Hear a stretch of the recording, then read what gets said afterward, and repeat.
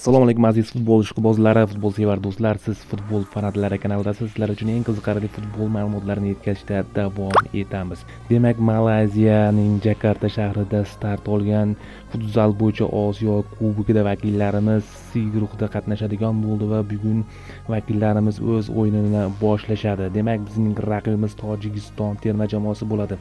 Qo'shnilarimizni yutish imkoniyatimiz qay darajada? Bu albatta terma jamoamiz futbolchilarini jismoniy va texnik holatiga bog'liq bo'ladi.